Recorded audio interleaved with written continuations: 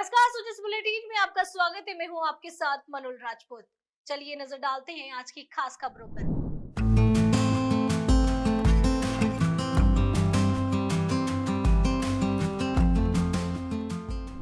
गौरतलब है कि विधानसभा का सत्र 6 महीने के भीतर बुलाया जाना जरूरी होता है।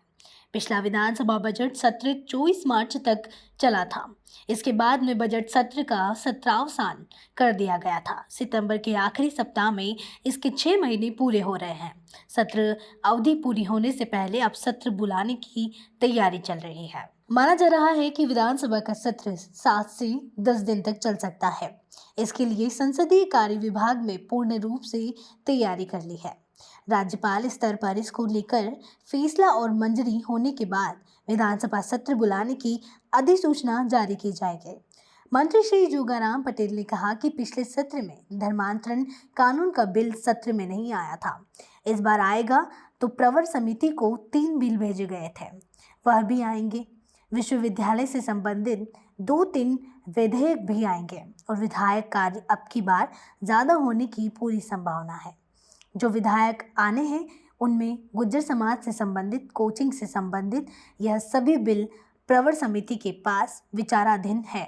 वह सभी इस बार विधानसभा की पटल पर आएंगे। माननीय मुख्यमंत्री जी से, विधानसभा के माननीय स्पीकर महोदय वासुदेव देवनानी जी से और अन्य दलों के नेताओं से जो वार्ता हुई है उसके अनुसार हम सितंबर के प्रथम सप्ताह में और सामान्यतः 1 सितंबर से विधानसभा का सत्र बुलाने का विचार चल रहा है और संभवतः ये तारीख फाइनल होगी। आपको बता दें कि इस बार सत्र में 4 विधेयक बजट सत्र में विधानसभा में पेश किया जा सकते हैं।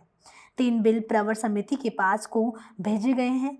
उनकी रिपोर्ट पे इस सत्र में आएगी। जो बिल इस सत्र में आएंगे उनमें Rajasthan coaching centre regulation bill, Rajasthan भूजल प्राधिकरण विधेयक और राजस्थान भू राजस्व संशोधन विधेयक शामिल है। धर्मांतरण का कानून विधानसभा में आया नहीं था, इस बार आएगा। जो प्रवर समिति को 3 विधेयक भेजे गए थे वो भी आएंगे। विश्वविद्यालयों के 2-3 विधेयक वो भी आएंगे और विधायी कार्य अब की बार ज़्यादा होने की पूरी संभावना है। राजस्थान कोचिंग सेंटर विधेयक 2025 का उद्देश्य प्रदेश में कोचिंग संस्थाओं का विनियमित करना है। इस विधेयक के माध्यम से कोचिंग संस्थान में पढ़ रहे छात्र छात्राओं के हितों की रक्षा करना है। संस्थाओं में पढ़ रहे विद्यार्थी मानसिक दबाव कम महसूस कर रहे हैं और आत्महत्या जैसी घटनाओं पर रोक लगा सकें, वही कोचिंग संस्थाओं के व्यवसायीकरण पर अंकुश लगाया जा सके। विधेयक में 50 या उससे अधिक छात्रों वाले कोचिंग संस्थान भी कानूनी दायरे में आएंगे। कोचिंग संस्थान अगर पंजीकरण शर्तों का उल्लंघन करता है तो पहली बात 2 लाख और दूसरा 5 लाख रुपए तक जुर्माना लगाया जाएगा। कोचिंग संस्थाओं को नियंत्रित करने के लिए राजस्थान कोचिंग सेंटर नियंत्रण एवं विनियमन प्राधिकरण का गठन किया जाएगा। राजस्थान कोचिंग सेंटर विधेयक में कोचिंग सेंटर द्वारा मनमानी फीस वसूली, पाठ्यक्रम को बीच में छोड़ने, छात्रों को कम से कम 4 किस्तों में भुगतान करने का विकल्प, झूठे दावे और उच्च रैंकिंग की गारंटी देने और 5 घंटे से ज्यादा कोचिंग नहीं चलने को लेकर सख्त नियम डाले गए हैं। शिकायत मिलने पर 30 दिन के अंदर शिकायत का समाधान करने के नियम भी दिए गए हैं। पिछले बजट सत्र के दौरान 3 फरवरी को विधानसभा में धर्मांतरण विरोधी बिल पेश किया गया था, लेकिन इस पर चर्चा नहीं हुई थी। इस पर में अब धर्मांतरण विरोधी बिल पारित करवाया जा सकता है। इस विधेयक के अनुसार प्रलोभन या किसी कपट से पूर्ण साधन द्वारा या किसी विवाह द्वारा एक धर्म से दूसरे धर्म में परिवर्तन और उनसे संबंधित किया है। ऐसी संस्थाएं या ऐसे व्यक्ति समूह जो कि प्रचार कर और आर्थिक प्रलोभन देकर धर्म परिवर्तन करवाते हैं, उनकी रोकथाम के लिए यह विधेयक ला जा रहा है।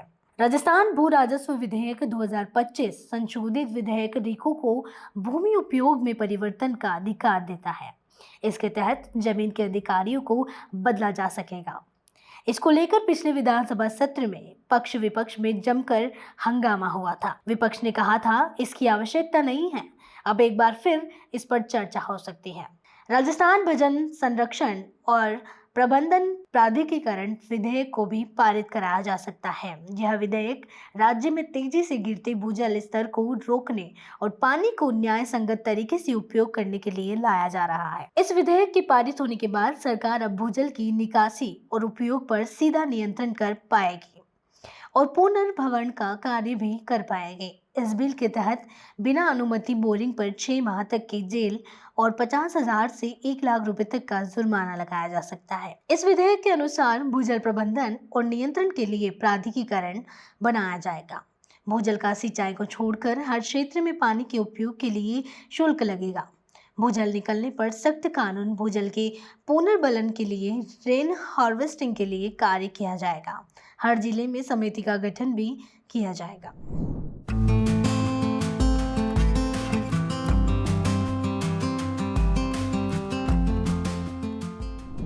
सुजस बुलेटिन में आज के लिए इतना ही। तब तक के लिए दीजिए मुझे इजाजत। नमस्कार।